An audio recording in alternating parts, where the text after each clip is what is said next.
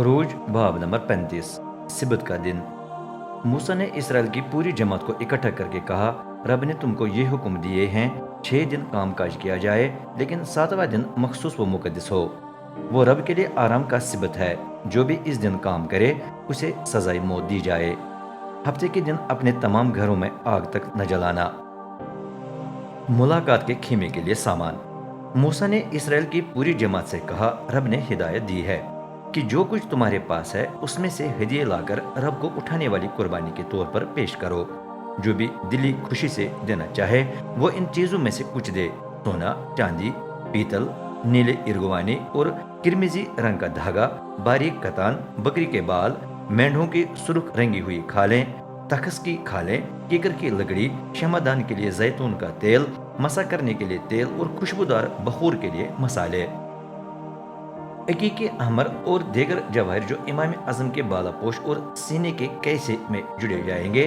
तुम में से जितने माहिर कारीगर हैं वो आकर वो कुछ बनाएं जो रब ने फरमाया, यानी खीमा और वो गिलाफ जो उसके ऊपर लगाए जाएंगे, हकें, दीवारों के तख्ते, शहतीर, सतून और पाए, आहद का संदूक, उसे उठाने की लकड़ियाँ, उसके कफारे का ढकना, मुकद्दस तरीन कमरे के दरवाजे का पर्दा, मखसूस रोटियों की मेज, उसे उठाने की लकड़ियाँ, उसका सारा सामान और रोटियाँ, क्षमादान और उस पर रखने के चराग, उसके सामान समेत क्षमादान के लिए तेल, बखूर जलाने की कुर्बानगाह, उसे उठाने की लकड़ियाँ, मसा का तेल, खुशबूदार बखूर, मुकद्दस खीमे के दरवाजे का पर्दा, जानवरों को चढ़ाने की कुर्बानगाह, उसका पीतल का जंगला, उसे उठाने की लकड़ियाँ और बाकी सारा सामान, धोने का होज और वो ढांचा जिस पर होज रखा जाता है, 4 दीवारी के पर्दे, उनके खंभों और पायों समेत, सहन के दरवाजे का पर्दा, खीमे और 4 दीवारी की मेखें और रस्से और वो मुकद्दस लिबास जो हारून और उसके बेटे मुकद्दस में खिदमत करने के लिए पहनते हैं। ये सुनकर इसराइल की पूरी जमात मूसा के पास चली गई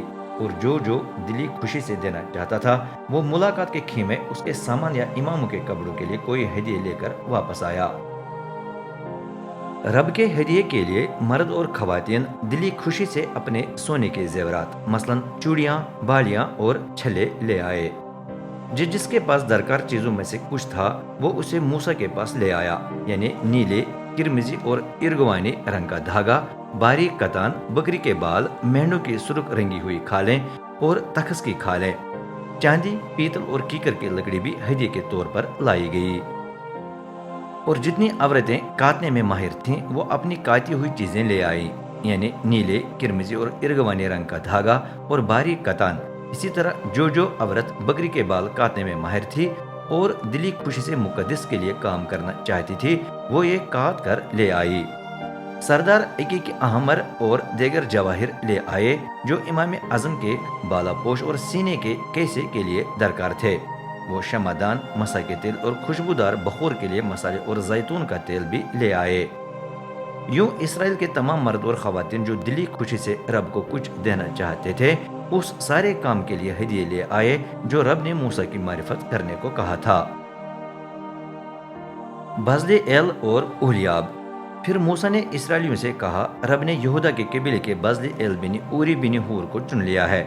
उसने उसे इलाही रूह से मैमूर करके हिकमत, समझ और तामीर के हर काम के लिए दरकार इल्म दे दिया है। वो नक्शे बनाकर उनके मुताबिक सोने, चांदी और पीतल की चीजें बना सकता है। वो जवाहिर को काट कर जुड़ने की काबिलियत रखता है। वो लकड़ी को तराश कर उससे मुख्तलिफ चीजें बना सकता है। वो बहुत सारे और कामों में भी महारत रखता है।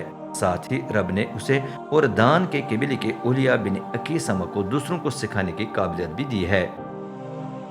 उसने उन्हें वो महारत और हिकमत दी है जो हर काम के लिए दरकार है, यानी कारीगरी के हर काम के लिए, कढ़ाई के काम के लिए, नीले इरगवानी और किरमिजी रंग के धागे और बारीक कतान से कपड़ा बनाने के लिए और बुनाई के काम के लिए। वो माहिर कारीगर हैं और नक्शे भी बना सकते हैं।